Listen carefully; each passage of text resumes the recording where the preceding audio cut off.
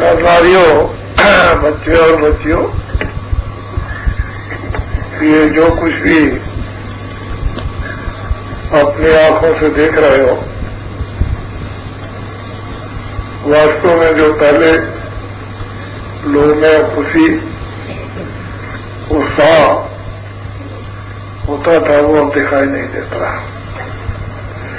मजबूरी में तो सभी काम किए जाते हैं, चाहे जितनी तकलीफ हो, उस बीमारी में आदमी चिल्लाता हो तो 24 घंटे में एक बार अगर हंसेगा नहीं तो उसकी मृत्यु हो जाएगी। एक कुदरत का, प्रकृति का कुछ ऐसा सामान उसमें दे रखा है कि उससे वो जीवित बनाई रहती है, नहीं मनुष्य की तो मौत है ही। तो जो कुछ भी इस समय पर आप सभी लोग जिस हालत में उपस्थित हो गए हो, आए हुए हो, ये तो हम जानते ही हैं कि साल में कितने कार्यक्रम आपके हो चुके हैं, ये हमको मालूम है। और आप किस तरह से मेहनत के साथ अपनी गृहस्थी में रहते हुए जुटे हो, ये भी आपको सब मालूम है। लेकिन ये सब कुछ कमियां होते हुए भी आपका जो काम है वो प्रसन्नता को प्रकट करता है। इसमें कोई संदेह नहीं है कि अच्छे काम में प्रसन्नता प्रकट होती है, चाहे कितना भी मनुष्य दुखी हो, जंजाल में फंसा हुआ हो, चाहे जितना बीमारी में गिरा रहे, लेकिन जब कभी भगवान का नाम लेता है, उसके साथ कोई अच्छा काम करता है, अच्छी बातों को बोलता है, अच्छी बातों को कानों से सुनता है, अच्छी चीजों को दृष्टि से देखता है, तो एक उसके अंदर में उत्साह और प्रसन्नता प्रकट होती है। ये हमारी कुदरती आत्मा की जो ईश्वर ने देन दी है, उससे तो जाहिर होगा ही। इसी तरह से हम सब लोग अच्छे काम यदि करने लगते, हम लोग वास्तव में अच्छी बातों को सुनने लगते, अच्छा बोलने लगते, हाथ और पैरों की क्रिया अच्छी होने लगती, तो हमसे न मालूम कितना आनंद बरसता, जो दूसरों को भी फलित हो और हर्षित मंगलमय करता। लेकिन जो हमारे हम जो सेवा करने वाले थे, वही अगर गंदे हो गए हों और दुर्गंध में लिप्त हो गए हों, तो न आंखों से खुद दे सकते हो। जो आंखों में होगा वही तो दोगे, जो कानों में होगा वो दोगे, जो वाणी पर होगा वो दे दोगे, जो मन पर जमा होगा वो दोगे, जो बुद्धि में विकार होंगे उसको दे दोगे। तो असल में बात ये लोगों के सामने आ खड़ी हुई। अब मैं इस वक्त केवल आया था एकमात्र आपको दर्शन करने। मैं आज वैसे कोई बोलना नहीं चाहता था, और हाथों में जरूर गया था और ये सोच रहा था कि आपके देखो के कार्यक्रम कैसे हो रहे हैं, आप उसमें कितनी प्रगति कर रहे हो, कितनी आप में उस कार्य की समझदारी आ गई और कितनी लगन है, और आगे आप कितना और बढ़ना चाहते हो, ये मैं सब आज दिन भर अनुभव करता रहा। मेरा अनुभव तो मेरे पास है ही, लेकिन आपको अपना अनुभव भी आपके पास को भी आपको संकेत दे रहा। स्वयं अपने आप को अपना काम संकेत देने लगे तो ये समझना चाहिए और ये मानना भी पड़ेगा कि हाँ, वास्तव में हम आप कुछ कर भी रहे, कुछ समझ भी रहे। अभी आपने न कुछ समझ पाया, ना अभी आपने कुछ कर पाया, ना आपके पास ये वक्त समझने का है, ना आपके पास में करने का वक्त है। अभी तो जिस रगड़ में हो वो तो अपनी रगड़ का झगड़ा मिटाना है। जब अपना मिट जाएगा तो दूसरों का भी रगड़ झगड़ के झगड़े मिट जाएंगे। चीज ये है कि अपनी सफाई हो रही है, शुद्धि हो रही है, अपने में वो विवेक पैदा किया जा रहा, ज्ञान हटाया जा रहा, अपने अंदर में स्फूर्ति लाई जा रही, सुस्ती को हटाया जा रहा। ये सब चीजें पहले अपने आप में आ जानी चाहिए। इसमें कोई संदेह नहीं है कि आप यहाँ पर कुछ भी नहीं आए हो। ये तो यहाँ कुछ भी नहीं है। जो आपने 24, 25, 26 अक्टूबर 1983 दिल्ली में देखा था, उसके अनुसार तो यह कुछ भी नहीं। तो ये कोई एक आवाज नहीं था, ये तो एक कार्यक्रम था। लेकिन यह है कि एक अधिवेशन था, सम्मेलन था, ये था तो, लेकिन आप कुछ भी नहीं आए। लेकिन दुनिया के लोग जिसको देखें, जिन्होंने कभी नहीं देखा, वो तो आपको देख करके हैरत में और चकित और आश्चर्य में ये भी लोग देख रहे हैं वास्तव में कि कौन सा वेशभूषा है। ये भी बहुत लोग गंभीरता से छोटे बड़े विचार करने लगे। जब आप आगे आ रहे थे कल, तो हम लोग सब पीछे आ रहे थे। उस पीछे आने निकलने पर पीछे जो कुछ भी देखा गया, उसका अनुभव किया गया, उससे ये मालूम हो रहा है कि लोगों में, स्त्री पुरुष और बच्चों में पूरा परिवर्तन हो गया। ऐसा मालूम हुआ कि पूरा का पूरा लोगों में परिवर्तन हुआ। बाद में हमको ये पता चला कि वहां लोगों ने ड्राम लगा दिए, बाल्टी लगा दी पानी पिलाने के लिए। ये हमारा देश वास्तव में धर्म का तो है ही, सीमाओं का भी है। दूसरी बात यह है कि हमारा देश त्यागियों को चाहता है। इस देश में जब त्यागी देखते हैं तो शेर साहूकार भी पूजा करते हैं, गरीब भी पूजा करते हैं, तो मुसलमान भी उनकी पूजा करते हैं। वो जो फकीर कह करके पूजा करे और यह कहकर पूजा करे, आप महात्मा कह करके पूजा करो या सिद्ध कहकर पूजा करो, लेकिन त्यागियों की ये देश सर्वदा पूजा करता है और करता रहेगा। वो कोई भी हो, वो अमीर से अमीर हो, गरीब से गरीब हो। इसके कि भूमि के कण में ये राज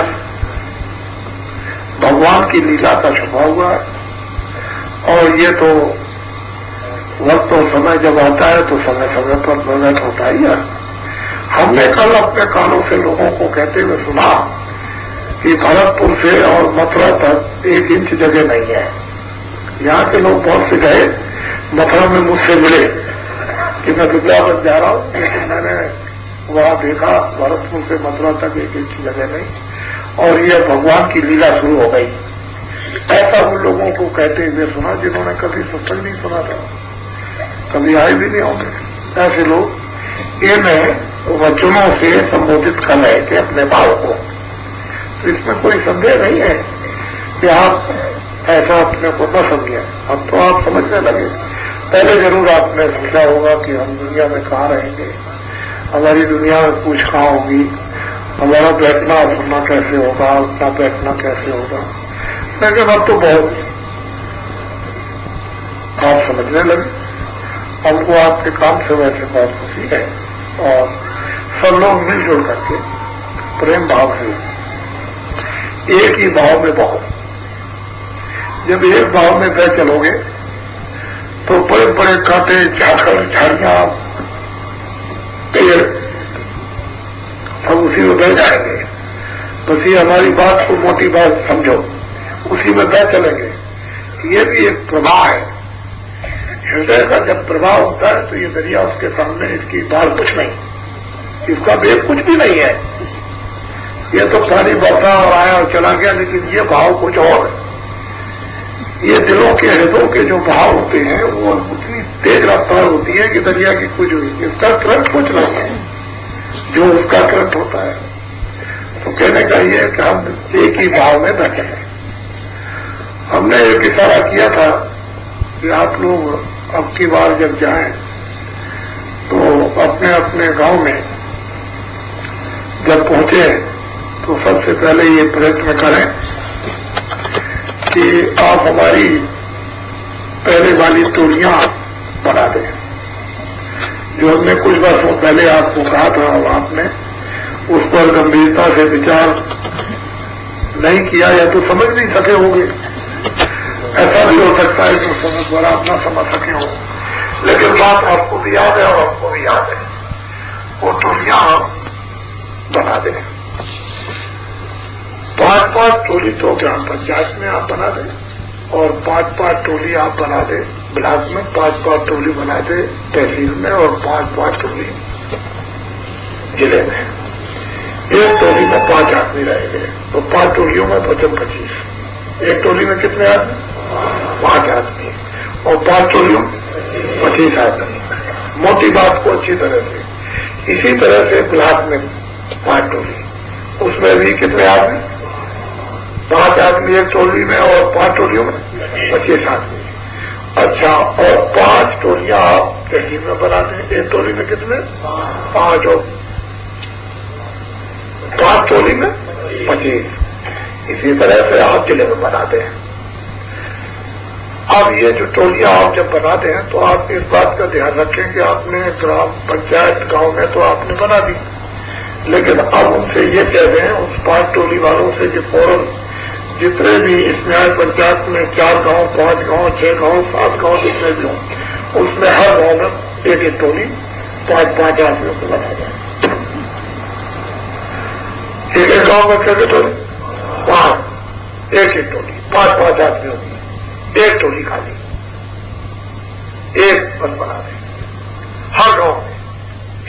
अब उस ब्लॉक उसको जो 5 टोली रहेगी वो जो एक टोली को आप चारों तरफ से बताएंगे बना दो, तो ये बात करेंगे कि हमारे गांव में टोलियां बन गई। फिर ब्लॉक वाले में कितनी न्याय पंचायत है उसमें वो दौड़ेगा और कहेंगे बना के नहीं बना। फिर उसके बाद में तहसील के तमाम यानी ब्लॉकों में और न्याय पंचायतों में दौड़ेगा कि उसमें बन गई कि नहीं। जिले वाले जिले के पूरे ब्लॉकों में न्याय पंचायत और तहसीलों में दौड़ करके बिल्कुल एकदम छानबीन करके पूरी स्थापना वहीं से आपका श्रोतामे का लगा दिया जाएगा। वो तो आपकी ये टोली रहेगी। और ये जो टाटधारियों का जो सम्मेलन हो रहा, इसके जितने भी सदस्य हैं दूरदर्शी के, इसके अलग जो आपकी कमेटियां वाला है, उससे और इससे कोई मतलब नहीं। उनका काम अपना होगा और आपका काम आपका होगा। वो आने का एक रास्ता आगे बढ़ने का, मैं उसकी पूरी आपको रूपरेखा दे दूंगा, घबराने की बात नहीं है। लेकिन पहले एक काम हो जाए, उसके बाद ऐसा काम बना दूं कि सदियों काम चलता रहेगा, कोई काम नहीं उसमें। वो तो लोगों को अभी पता ही नहीं हो, कुछ मालूम ही कुछ नहीं। लेकिन जितना कह दिया जाए मोटा, उतना आपको उतना काम कर डालना है और ये टोलियों का काम 1 महीने में पूरा हो जाएगा। कितने दिनों में? मोटी बात को समझ लो, टोलियां बनाने का काम पूरे जिले में और पूरे प्रांत में ये 1 महीने के अंदर पूरा हो जाना अनिवार्य और जरूरी है। मोटी बात को इसको ध्यान में रखना। जो लोग नहीं आए उनको भी बताना है, जो यहां नहीं आए, क्योंकि वो तो मैं जानता हूं कि कितना खर्चा आप साल में करते हो, ये मैं सब समझ रहा हूं और किस तरह से करते हुए भी समझता हूं। तो लोग नहीं आए उसकी कोई बात नहीं, हो तो सब लोग इस हालत में है उन जानते हैं। लेकिन जो नहीं आए उनको भी बताना, ये बात उनको भी कि तुमको भी यही आदेश मिला है, ये जल्दी से 1 महीने में पूरा काम कर रहा है। और हम जहां भी पूछे, जिस गांव में जिस तरफ भी जहां भी कहीं सत्संग में कहीं भी जाए, हम पहले ये पूछेंगे आपसे कि आपका हुआ कि नहीं हुआ, वो आपको बताना है। हम पूछेंगे वो आदमी कौन से जिनकी टोली बना दी है, तो आप उनके नाम लिख के रहिए, पता लिख के रहिए, सब कुछ। उनको हाजिर कर दिए जिस गांव में जाए कि हमने बना दिया। मोटी बात, पहले ये काम कीजिए, उसके बाद तो ये सब हो जाएगा, होने वो कोई बाकी नहीं रहेगा। ये बाकी आपके जितने भी सदस्य वो अलग है, वो प्रांतीय हो या मतलब ये कि सेंटर के हो या आपके जिले के हो या आपके हो, मतलब वो अलग है, इससे कोई मतलब नहीं है। उनका काम अलग है और ये अलग हो जाएगा। मोटी बात को सीधी, तो हम केवल आए थे आपका दर्शन करने के लिए, और जो संदेश जो कुछ भी आप चल देना है वो तो आप अपने अपने टैपों को और कुछ लोग कागज और कलम को रखेंगे, और लगभग मुझको कल 3 घंटे लगेंगे। आप इसको ध्यान में रखिए। और देखो इस बात का, जो लोग बाहर से आते हैं वो पढ़े न रहे, वो पूरी बात को वहां सुन ले।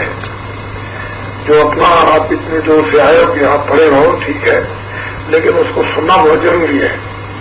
पढ़े रहने की बात नहीं है। वैसे जो पढ़े रहेंगे उनको हम ये समझेंगे कि जैसे घोड़े के सही होते हैं, जो घोड़ा साफ करते रहते हैं, घोड़े की मालिश करते हैं, फिर हम उनको ये समझ लेंगे। वैसे उनकी भी जरूरत पड़ेगी, लेकिन अभी नहीं, जरा थोड़ा देर में जरूरत पड़ेगी। वो भी मतलब पड़े रहेंगे, घोड़ों को साफ करते रहेंगे, समझ गए।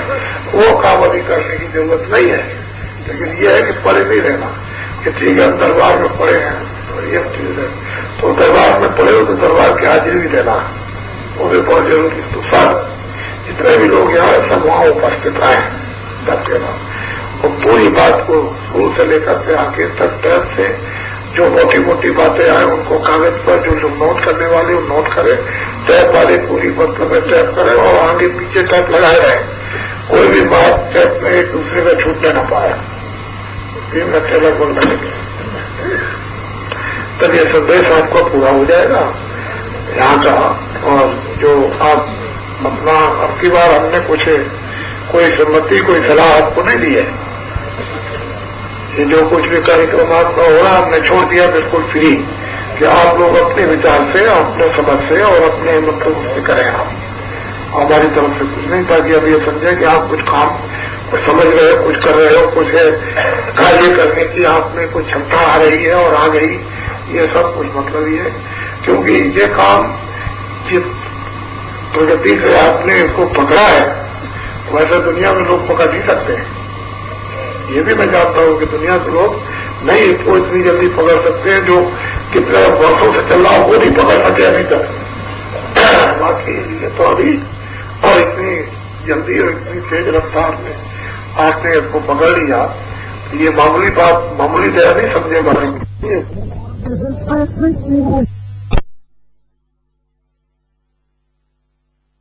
तो अभी जो तपस्या है वो तो अभी कुछ नहीं, अभी तो आपको तपस्या करनी है। वो तो अभी आपने तपस्या तो शुरू भी नहीं की, अभी तो सिर्फ बनवास जाने की तैयारी कर रहे हो। बनवास इस तरह का नहीं जिस तरह का वो बनवास हुआ था कि मतलब है कि चलो जंगलों में, वो बनवास तो त्रेता का था। और जो बनवास थे वो मतलब ये है कि आपके द्वापर और संयुग के थे। अब ये कलयुग का बनवास है, समझ गए। तो कलयुग के आप तक सुना होगा, नारद जी महाराज जब वो गए तो ब्रह्मा विष्णु महादेव सबके पास जाने लगे, तो जब उठ करके वो जाने लगे तो वहां लोग तमाम उनके जितने देवता थे वो सब मट्टी खोदने लगे। तो घूम करके उन्होंने देखा कि मैं तो बैठा था, मेरी मट्टी आग के खोदी जा रही। तो नारद जी ने पूछा कि ये क्यों मैं उठा और मट्टी खोदने लगे? तो कह लगे बढ़िया पवित्र मट्टी हो गई है, ये जगह ही बढ़िया पवित्र है। क्योंकि तुमने मित्रों को तो गुरु किया ही नहीं, तुमने गुरु नहीं किया, इसलिए तुम्हारी मिट्टी भी अपवित्र हो जाती है। इसलिए इस मिट्टी को यहाँ से निकाल के फेंकना है। तो नारद जी महाराज उधर स्वर्ग में जाते थे, रोज ब्रह्मा के पास, विष्णु के पास, शिव के पास। तो मतलब ये तो कहा कि जाओ मित्रों को तो किसको गुरु करे, जो भी मिल जाए, जो भी मिल जाए। मतलब ये कि जो भी कोई मिल जाए, सुबह सुबह तक को जो मिल जाए तो उसे कर लेना। आए तो मतलब ये है कि जा रहा था, कोई बैठ लिया तो उसको पकड़ लिया। उनका भाई कहने अरे भाई मैं तो मारने वाला हूँ, मैं तो जानवर मारता हूँ, पंछी मारता हूँ, मैं तो ये कहने लगा नहीं, तुम मेरे को गुरु हो। और उनको गुरु कर दिया और फिर यहाँ जब पहुंचे वहां तो उनसे पूछा गया कि भाई बच्चों में गए तुमने गुरु किया? चलेगा गुरु तो किया, लेकिन तो लेकिन क्या लेकिन क्या लगा दिया? गुरु कर लिया तो लेकिन क्या? चले लेकिन ये वो मतलब यह है कि वो जानवर मारते थे, आपने कहा कि जो सामने पड़ जाए तो भी वो वही गुरु बना दो। क्या लगा? अच्छी बात। तो फिर आप मतलब यह है कि ये हुआ तो 84 के जाओ तो तुमको 84 जाना, तुमने गुरु के लिए लेकर लगा दिया। बड़े चिंतित हुए दादाजी, क्या किया जाए? चले गए। चलो देखो, तुम उसी से पूछो जाकर, वही तुमको बताएगा 84 कैसे कटेगी। तो बेचारे फिर आए, फिर गए, उससे पूछा मतलब है कैसा आता है? हम तो 84 चले जाएंगे नरकों में। अरे चले गए, तुम विष्णु गंगा विष्णु महादेव के पास जाते हो, इसमें कौन सी बड़ी बात है? वही खाने 84 के बनाना है, तो उसी को रख के देख जाना, 84 कट जाएगी। समझ गए? तो कहने का यह है कि उसमें भी मेहनत करनी पड़ी, उनको दौड़ना पड़ा, ढूंढना पड़ा, उसके पास जाना पड़ा, तो उसको बताया। तो आप जो कल मथुरा से चले पैदल यात्रा, ये कोई साधारण यात्रा नहीं है। पद यात्रा ये साधारण नहीं है कि वहां से यहाँ तक लेन लग जाए, ये मामूली बात नहीं, बहुत बड़ी बात है। अब इसको बाद में लोगों की समझ में आएगा। तो कैसे? अब वो तो द्वापर और त्रेता और इसकी उसकी तपस्या हो गई और योग हो गया। अब कलयुग में तो मतलब ये कुछ कम समय हो, क्योंकि आयु भी कम है, और मतलब ये कि समय तो कम समय की तपस्या उसी में काम बन जाए, तो कुछ न कुछ तो करना ही है। कलयुग की तपस्या रहेगी तो काम हो जाएगा। तो कलयुग की तपस्या भी आपको मालूम नहीं है, लेकिन आपको समय के बाद मालूम हो जाएगी, इसमें कोई संदेह नहीं। तो आप इस समय पर मैं ऐसा समझ रहा हूँ कि सब लोग इस कार्यक्रम से बड़े हर्ष और उल्लास में है। ऐसे चेहरों से मालूम होता है कि सब लोगों में एक अंदर से, अब मैं तो ऐसा ही समझूंगा कि भगवान की कृपा ही हो रही है, उसकी दया हो रही, तभी आपके अंदर में प्रसन्नता चेहरे पर कुछ टपकती हुई दिखाई देती है। अभी तो वो चेहरा प्रसन्नता का तो नहीं खिला, लेकिन हाँ ये कुछ मतलब ये क्या आ रही। बीमार जब होता है और डॉक्टर उससे कह रहे कि तुमको मैं दवा दूंगा अच्छी, तुम अच्छे हो जाओगे, तो अंदर से खुशी हो जाती है कि दवा देगा मैं ठीक हो जाऊंगा।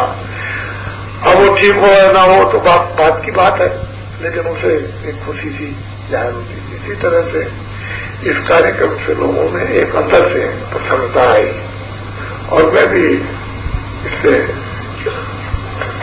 सहमत हूँ, इस प्रसन्नता से, आपके इस काम से, और आपने काम किया भी, इसमें कोई संदेह नहीं है कि मैंने जो कुछ भी दौरा करके वो पूछा और जानकारी प्राप्त की, उससे आपने अपना घर गृहस्थी का काम बचाकर, काम को कम करके, समय बचा के, और आपने उसमें लगाया, और ऐसे लगाते रहोगे तो बहुत कुछ हो जाएगा, इसमें कोई संदेह नहीं। तो बहुत अच्छा हुआ कि आपने ये, और कल जब समुदाय कल ही का है साफ लोगों को सूचना कल आने की, क्योंकि प्रचार ऐसे हुआ है कि कल 3 बजे से होगा। जब लोग आए यहाँ पर, बहुत से आदमी, बच्चे भी बहुत आए और देवियां भी, तो उन्होंने कल ही के बारे में कहा कि प्रचार कल ही के लिए है और हम लोग सब के सब कल आएंगे। तो बड़ा जो समुदाय इकट्ठा होगा तो आप लोग सब के सब, कोई यहाँ रहेगा नहीं, सब वहीं पहुंच करके पूरा सुनेंगे। अब जो कुछ भी होगा, जो आपका छोटा बहुत कोई कार्य रह गया होगा तो उसमें अपना संपर्क कर लीजिएगा। इन सब चीजों को खूब विधि विधान से सीखने की जरूरत है। जब ये सीखोगे एक दूसरे से तब सब कुछ आएगा। इसमें पढ़ने लिखने की बात नहीं, इसमें तो एक कला कौशल काम की बात है। पढ़ने लिखने का तो बहुत लोग पढ़े लिखे हैं, क्या मतलब उन्होंने लड्डू गिरा दिए, वो तो सब देखने को आ रहा, उससे कुछ नहीं है। इसमें तो वो काम करने की जरूरत है जो होता चला है, और ये तो अंदाजा सबको मिल ही रहा है कि परिवर्तन होगा, इसमें 2 बातें नहीं है, जरूर होगा ऐसा। तो आप, दूसरी बात यह है कि जब आप यहाँ जो ऐसे लोग जो इतराज करते हैं, कोई ऐसी जगह बहुत सी होती है जैसे कचहरियों में वकील काम करते हैं तो उनको काला कोट पहनना पड़ता है, लेकिन उसके लिए वैसे तो काला भी ये मिल जाएगा, काला भी टाट मिलेगा, जूट मिल जाएगा, काला भी है तो काला जूट भी पहन सकते हैं वैसे, लेकिन वो पहन सकते हैं उसको, और जब वहां से आए तो अपना उतार के रख दें। तो ऐसी कुछ चीजें होती हैं जो समझदारी से काम ले लिया जाता है, और वहां का वो नियम है आजकल का, वही नियम है, और उस नियम का पालन भी कर दिया उस बात में तो ठीक है। जब नीचे उतर आए तो मतलब अब कोई हमेशा कोई शादी होती है, बच्चा कोई हमेशा थोड़ी कपड़े पहने रहता, आज पहले कल उतर जाए तो बात खत्म हो गई, तो ऐसा ही है, वो वक्त का काम होता है। तो आप लोग उसके लिए वो मत रखें, लेकिन हाँ ये है कि जब आपने पैर लिया है इस वस्त्र को तो काम पूरा हो जाने दीजिए। ये वस्त्र जब ही उतरे जब काम पूरा हो जाए, इसमें करने की कोई जरूरत आवश्यकता नहीं है उसके लिए, क्योंकि तभी तो उस काम का नाम जैसा कीर्ति होगी, लोग ये भी चिल्लाएंगे। तो जो आशीर्वाद कल प्राप्त होगा और समझदारी से समझ भी लीजिएगा और उसका अनुभव भी आपको मिल जाएगा। उसमें क्या हो तो आर्थिक और मनमोहन क्या हो तो सामने चीज आएगी आपके, मोटी बात है। उस बात को याद रखिए जो दिल्ली में हुआ था, उससे आपको अनुभव हुआ और इसको भी आप अनुभव कर लीजिए। एक एक बात आपको अनुभव को उतारते जाइए और आगे जो कदम है आगे बढ़ाते जाइए तो ठीक हो जाएगा। तो आपको बहुत खुशी है आपके इस कार्यक्रम से कि आपने इसमें समझ लिया और आपकी एक अच्छी एक धारणा पक्की हुई। धीरे धीरे यही धारणा सिला बन जाएगी, एक धारणा एक समूह पर्वत हो जाता है, तो उसी से तो काम बन जाता है। जय गुरुदेव।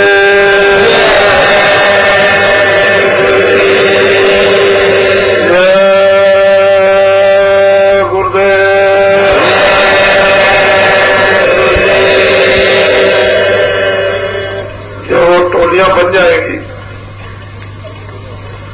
तो एक तो सबसे बड़ा लाभ आपको ये होगा कि जितने भी लोग रूमर फैलाएंगे,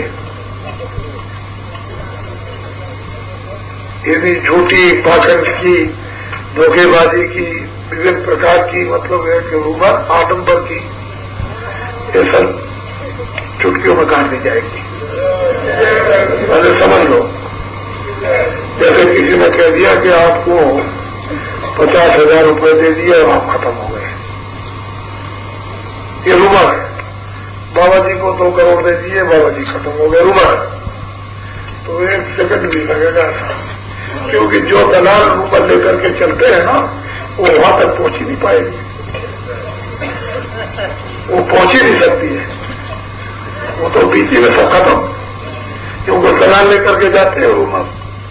इस तरह की आलम्बर और पाखंड की और गलत और झूठी बॉर्डर की रूमर लेकर के जाते हैं तो अभी जी में खत्म हो जाएगी, वो तो देर भी लगेगी रूमर, और रूमर पता चल जाती है।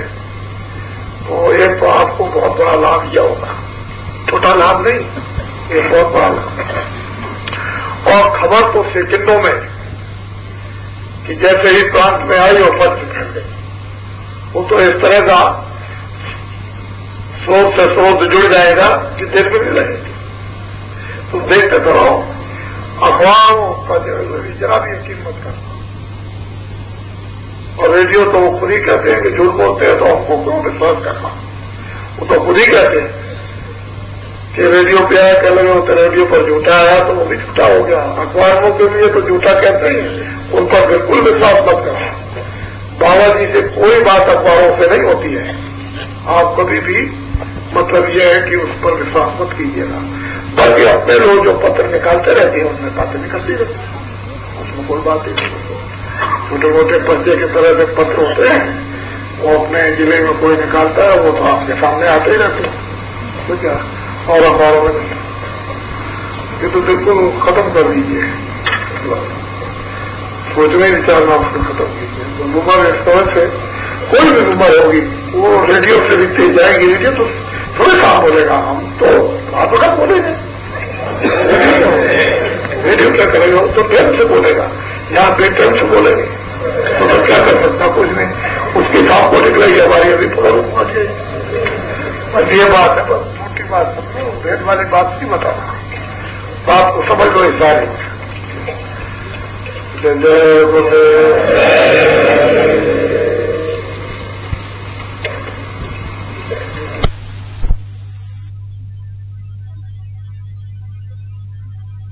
आज तुम कुछ नहीं बन सकते हो। अगर मैं कोई बात छुपाता कि नहीं तुम्हारा अधिकार नहीं है, तुम छोटे हो, तुम पढ़े लिखे नहीं हो, तुम चमार हो, तुम भंगी हो, तुम मुसलमान हो, तुम ब्राह्मण हो और तुम कुछ नहीं हो, तब तो तुम ये कहते भी भाई कि ऐसा क्यों बंटवारा किया भगवान ने कि मेरे लिए नहीं उसके लिए है। तो भगवान की तरफ से कोई भी बंटवारा नहीं है, वो तो सभी इंसान मनुष्यों को उसकी तरफ से दौलत रखी हुई है। उसका तरीका है कि जाओ महात्माओं के पास, वहां जाकर के इस तरह से ले। और इन महात्माओं ने जिस तरह से दिया आपको बताया, कबीर ने लिया कबीर ने बताया, रैदास ने लिया रैदास ने बताया, उनके भक्त और प्रेमियों ने लिया उन्होंने बता दिया आपको। सब लोग उसी तरीके से बताएंगे जैसे मिलेगा। तुम कहो कि नहीं मैंने तो वैसे ही कुछ पढ़ लिया, तो ये तो तुम्हारी मतलब भूल होगी, पढ़ा जरूर कहीं न कहीं होगा, पढ़ाने वाला कोई होगा, अवश्य कोई न कोई कार्यक्रम उसका आधार होगा, वही सब कुछ है, प्रधान है। कोई आधार बन जाए आपके सिखाने पढ़ाने बताने समझाने दिखाने का, वही सर्वे सर्वा है और उसकी महिमा सबने की और करेंगे। ये तो बहुत बड़ी चीज है, इसकी महिमा बिना किए कोई रह नहीं सकता। ये तो मजबूरी कहो या वास्तविक कहो, बिना कहे नहीं कोई रहेगा, सबने कहा और सबको कहना है। बोलो श्वेत श्याम श्रुत शैल समानी, जलझार चुवे कूप से पानी। सूरज चली और श्वेत और श्याम एक आकाश, उसमें वो देखती है ऊपर में एक बड़ा भारी द्वार, दरवाजा फाटक, और इतना सुंदर इतना भव्य कारीगरियों से बना हुआ है कि ऐसी कारीगरियां या रेसे मात्र भी दिखाई नहीं देती। ऐसी कारीगरियों से आकाश में बना हुआ, और ये वहां देखती है एक तक होकर, तो जिस तरह से झरना की तरह से झरझर झरझर झरझर पानी गिर रहा है नीचे, उसी तरह से अमृत उस कुएं में से गिर रहा है। अरे भाई जो स्नान करेगा उस अमृत को पिएगा अमर हो जाएगा, अमृत का नाम तो जरूर आया, लेकिन इस समुद्र में तो कहीं अमृत इधर तो कहीं कुएं में नहीं है, उसका कुआं गगन में आकाश में। इस तरह से जाओगे तो कुआं मिल जाएगा, और फिर देखो झरझर पियो खूब, जितना पीना चाहो छक के पियो, भरपूर पियो, अपनी प्यास को खूब बुझा लो। वहां अमृत गिर रहा, और ये महात्माओं ने सबने पाया जो उधर में गए।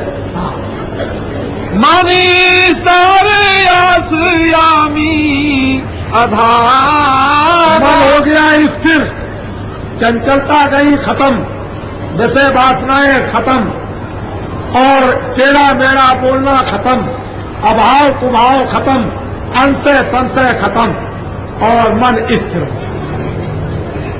टिक गया, रुक गया, काबू में हो गया। अब सूरत इसके ऊपर में हावी हो गई, और जब तक ये मन इंद्रियों के दरवाजों पर बैठ करके चारों तरफ विषयों का रस लेता था, तब तक सूरत इसके वशीभूत, और सूरत जीवात्मा के ऊपर ये हावी था। जीवात्मा को वश में किया मन ने, और मन को वश में किया इंद्रियों ने, और इंद्रियों को वश में किया भोगों ने। जब भोग देखते हो तो फौरन गिर जाते हो, और मन इंद्रियों के दरवाजों को बैठ करके फौरन फिसल जाता। जीवात्मा बेचारी क्या करे, वो इसके बस में जब जो चाहो सो कर, मेरी ताकत तो हो गई खत्म, और मेरी शक्ति और ताकत से मेरे प्रकाश से तुम मजा ले रहे, मुझे जरा भी सहयोग नहीं देते हो, मैं क्या कर सकती हूँ, तो गुलामी कर रही जीवात्मा। और मन इंद्रियों की गुलामी कर रहा और इंद्रियां ये भोगों की गुलामी कर रही। लड़के को लाख मरते समझाया जाए बच्चा सिनेमा मत जाना, लेकिन जेब से पैसा निकाल लेगा, कुछ बेच आएगा, सिनेमा में पहुंच जाएगा। ये है इंद्रिया गुलामी, दौड़ करके जाएगा, हालांकि उस पर्दे में मिलना जुलना तो कुछ है नहीं, लेकिन वो देखता देखता देखता देखता इतना तद्रूप हो जाता है, इतना गुलाम बन जाता है कि सोता भी है तब भी सिनेमा दिखाई देता है। जब उठा तो उसे फिक्र हुई, उधर जाएगा स्कूल में पढ़ने के लिए, कहेगा मैं स्कूल में जा रहा हूं, मास्टर घर में पूछेगा भाई आप तो कई दिन हो गए गैर हाजिरी, तो आज इस सिनेमे में जा रहे हैं, आज उस सिनेमे में जा रहे हैं, आज उसमें। जितने जयपुर में सिनेमा सब देखते, कोई सिनेमा बाकी बचता नहीं। और जब सब सिनेमे और सब चित्र खाली हो जाते हैं फिर से देखना शुरू कर देते हैं। तो इंद्रियां हो गई है भोगों की गुलामी में, इंद्रियों की गुलामी में मन गुलामी कर रहा, और मन की गुलामी जीवात्मा, एक के साथ एक जकड़ गए। अब इस तरह से निपटारा और छुटकारा होगा जो आपको बताया जाए। इसलिए इधर से सिमट करके इधर आ जाओ, और ऐसे अंदर से रास्ता सड़क गई हुई है, उसी पर चल पड़ो, और उसके सब पद चिन्ह है, उसके स्थान है, और उसका वहां रूप है, और सब कुछ दिखाई देता है। चलते चलो, देखते चलो, वर्णन करते जाओ। अब वहां अमृत जब इसको मिला और खूब छक करके जब पिया, तो बस फिर इष्ट हो गया कि अब इसको छोड़ के कहीं जाना नहीं।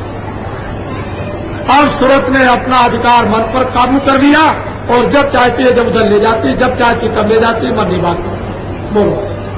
साई सूरत साफेदी होई, जरद जात जंगाली सोई। स्याही भी है, सफेदी भी है, स्वर्फ भी है, जर्द भी, जंजाल, ये 5 रंग वहां पर हैं। उनको वो 5 सूक्ष्म तत्व, जैसे मोटे जल, पृथ्वी, अग्नि, वायु, आकाश, इसके सूक्ष्म तत्व, ये उधर से सारा मसाला ऐसा बिल्कुल सिलसिले और तरतीब बार होता चला आया, और वो उधर से दिखाई देता है, तब पता चलता है। नहीं तो ये मसाला कोई समझ नहीं पाता कि ये मसाला किधर से आया, कहाँ इसका कारण बीज था, कहाँ इसका सूक्ष्म बीज था, कहाँ इसका लिंग, और कहाँ इसका स्थूल। कोई चीज समझ में नहीं आती जब तक उधर न जाओ, और उधर जाओ तो ज्यों की त्यों एक एक रेशा समझ में आता। ये अणु जो शब्द जो आया, ये महात्माओं का ही शब्द है। उधर में अणु में इतनी शक्ति होती है एक जर्रे में कि अगर उसका विस्फोट हो जाए तो उधर में पता चलता है कि उसमें कितनी पावर है। लेकिन ये क्या उसको बाहर ले लिया, आया तो अंदर से ही था। उच्चारण और महात्माओं ने इसका अनुभव किया था उस दिव्य नेत्र से, लेकिन हम लोगों ने उसका बाहरी प्रयोग करके खत्म कर दिया। पर अणु जो शक्ति है वो तो अंदर में, उसी का एक नकल नासमान एक शब्द रख दिया है कि ये है अणु। हाँ, दिल्ली ताल तारंग बखानी, मोहन मुरली बाजे 24 घंटे और हर क्षण वहां पर जिस तरह से आप तबला बजाते हो, ऐसी बढ़िया तान वहां पर होती रहती है, और मुरली बड़ी मनमोहन मनोहर हाथ सदैव बजती रहती है। उस मुरली की आवाज को सुनकर तीनों लोग मोहित देवी और देवता हो गए। इस मन की क्या कहे, वहां तमाम मोहित है उस मुरली की आवाज को सुनकर। और उधर देखिए देवी और देवताओं का क्या जमघट, वहां के बाग बगीचे इतने सुंदर कि दूरबीन लेकर के आप सामने उसको रखिए तो उसकी बाल भर भी, बाल की नोक के बराबर भी कोई आगे पीछे पकड़ी नहीं। ऐसी कतार में ऐसे सुंदर सुंदर बाग बगीचे, ऐसे सुंदर सुंदर बढ़िया महल, उनकी कारीगरियों को देख देख करके दिल बाग बाग ये उधर देश दृष्ट हो रहा।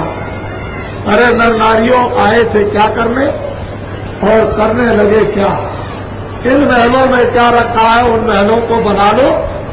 और ऐसे ऐसे बड़े बड़े महल हैं उधर कि सारा का सारा भारतवर्ष तो छोड़ दीजिए, ये जो विश्व है वहां के एक महल के एक जरा से जर्रे में समा जाएगा, जरा से जर्रे में समा जाएगा। ऐसे ऐसे और वहां पर रूहें, जीवात्माएं अनगिनती, उनके नीचे से लेकर के ऊपर बुर्जों तक, और कारीगरियों से जिस तरह से अंगूर के गुच्छे विविध तरीकों से वहां गुथे रहते हैं, वो देखने वाला दृश्य होता है। अब क्या कहें तुमको, क्योंकि तुम लोग तो कुछ सुनने वाले हो नहीं। अगर सुनते और समझते तब तो बाबा जी कुछ सुनाने में कमी नहीं रखते हैं, लेकिन जब सुनाने का वक्त आएगा तब सुनाएंगे। अभी तो प्रमाण दे करके आपको सुना रहा हूं, और जो इसमें नहीं लिखा है वो वहां पर है, तो वो तो आपको जब बताऊंगा जब सुनने की बड़ी भयंकर तन्मयता होगी। जब सुनना चाहोगे तब आपको सुना जाएगा, और आंख भी आपकी खुली रहेगी, उसको देखते भी रहोगे और सुनाया भी जाएगा। तब मजा तो जब आता है, आनंद तो जब आता है, और सब कुछ जब कुछ समझ में आता है, मस्ती तो जब ही करती है। लेकिन अभी तो बच्चा सुनाने का वक्त ही नहीं है। अभी तो किसी तरह से घेर घार कर, यानी किस तरह मुसीबत में जबरदस्ती बैठा घूर कर, भांत भांत तरीके से और सामने लाए, उसमें भी बागी बनकर भागना चाहते हो। एकदम हम नहीं सुनेंगे, हम नहीं इसको चाहते हैं, हम इसको मानते नहीं है, हमें तो उपदेश नहीं चाहते, हमको तो रोटी और कपड़ा चाहिए। रोटी कपड़ा भी देंगे, घबराओ नहीं, रोटी कपड़ा भी मिल जाएगा, मकान भी मिल जाएगा।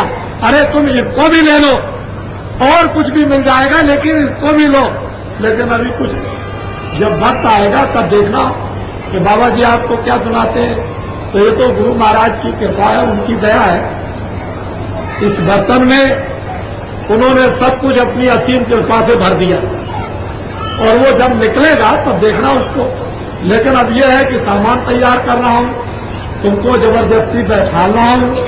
ये तो बाबा जी को मालूम है कि कैसे कैसे बैठाया जा रहा, नहीं तो भैया आजकल ऐसा रूखा और सूखा मार्ग, बेरस मार्ग, बेरस संदेश, रूखा सूखा, समझ में कौन सुनने वाला है।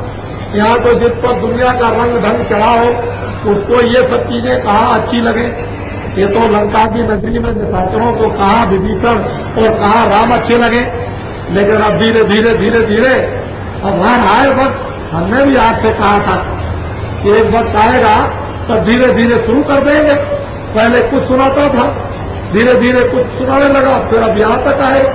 अरे पहले तुम कुछ और देखते थे, धीरे धीरे कुछ और दिखाने लगा, अब धीरे धीरे कुछ और होने लगेगा। तो अब समझ लो इस बात के लिए धीरे धीरे ही काम होता है। अगर ऐसा हो जाए तो एक दिन में माँ चाहती है कि हमारा बच्चा बढ़ के बड़ा हो जाए, तो रस्सी को तो बढ़ने वाला है नहीं, मशीन से भी नहीं बढ़ेगा कि खेत करके अगर इसको कर दो तो एक ही दिन में कौन टट्टी पेशाब धोए। तो सब काम समय समय, सब काम धीरे धीरे, सब काम में दिन और सब घंटे लगेंगे। तो जो धीरे धीरे काम होता है उसी में आनंद है। अगर बच्चा पैदा हुआ एक ही दिन में बढ़ जाए तो वो भी गाली देगी, और न फिर कोई अस्तित्व रह जाएगा उस प्रकार प्रेम का। धीरे धीरे सूरज निकलता है, बढ़ता आता है, एक बार भी ऊपर आ जाए तो फट से डूब जाए, दुनिया तमाम गाली उसको देगी। तो मेरे एक बार भी में ढबोरा पिट जाएगा, कोई मत जाना, बाबा जी सबको पागल कर देते हैं, जो और मुसीबत कौन आने वाला। एक तो वैसे ही मुसीबत है, कभी कोई उधर कहता है अरे पूछना कितना पैसा खर्च कर दिया, वहां बड़ी लाइट हो रही। तो क्या अगर तुम चाहते हो तो बत्तियां बंद कर दें? अंधेरे में अगर बैठ सकते हो, बाबा जी तो अंधेरे में भी बैठते हैं और अंधेरे में सुनाते रहते हैं। अगर तुमको पसंद आए तो मैं बत्तियां भी बंद करा दो, मेरे लिए कुछ नहीं, मैं तो सब काम करके देख चुका हूं। अच्छा, प्रेमियों को तो मैं हर वक्त प्रकाश में बैठाए रहूंगा, लेकिन तुम उठ करके भाग जाओगे, वहां कुछ नहीं दिखाई देता। अगर तुम भागो नहीं तो बाबा जी सब कुछ कराने के लिए तैयार है, लेकिन कुछ नहीं, कुछ समझ में नहीं आता है तो धीरे धीरे आ जाएगा, और उसको सुन लो, समझ लो, थोड़ा सा मुरली नाद साध मन सोवा विश्वास बाद विधि सब खो सारे के सारे इंद्रियों के जो दूषित विषय थे ये बात हो गए और ये मन किस तरफ को लग गया? विषय विवाद, ऊंच नीच, छोटा बड़ा, जात पात, ये सब खत्म। इसीलिए तो लोग कहते हैं भाई महात्मा क्या है, उनकी कोई जात पात होती है? अरे भाई वो मानो और उस जात को जो असली जात है जीवात्मा की उसको देखते हैं। ये तो तुम्हारी जातें अपनी सुविधा और नाम सुविधा के लिए रखे हुए, इसको कौन देखता? लेकिन असली जात तो ये सब विषय विकार, ऊंच नीच, ब्राह्मण क्षत्रिय वैश्य, छोटे बड़े, अमीर गरीब के सब विषय ये खत्म हो जाते हैं, दिमाग ही चला जाता है ये। हाँ। खिड़की दिन भर सूरत समाई, मन तात देख रहे कलाई। ये बड़ा कौतुक मन एक तक होकर के देखता है। जब कोई बाहर की चीज पाता है तो आश्चर्य के साथ देखता है। इसी तरह से जुग जुग का छोड़ा हुआ दृश्य, जुग जुग का छोड़ा हुआ आनंद और वो रस, उसको एक तक होकर के ठक करके देखता है। एकदम ऐसे इधर की क्या सुध रही हो तो ऐसे देखता रहता है। हाँ, जैसे मंदिर दीप की वारा, ऐसे जोत होत उजियार। और स्वामी जी महाराज कहते हैं भाई जो मुझको मैंने देखा और गुरु महाराज की जो मुझ पर कृपा हुई तो मैं इस तरह से देखता हूं जैसे मंदिर में, एक छोटे मंदिर में जिसमें रामकृष्ण की मूर्ति होती है उसमें एक दिया जलता है, उसी तरह से एक विशाल उस मंदिर में एक दीपक जलता हुआ मैं देख रहा हूं। और वो भगवान जिसको ईश्वर कहते हैं, जिसको खुदा कहते हैं, जिसको गाड कहते हैं, वो सामने। तब गोस्वामी जी महाराज ने रामायण में कहा, मोद लोक राम मुस्काई, जियसत तुरंत गयो मुखमाई।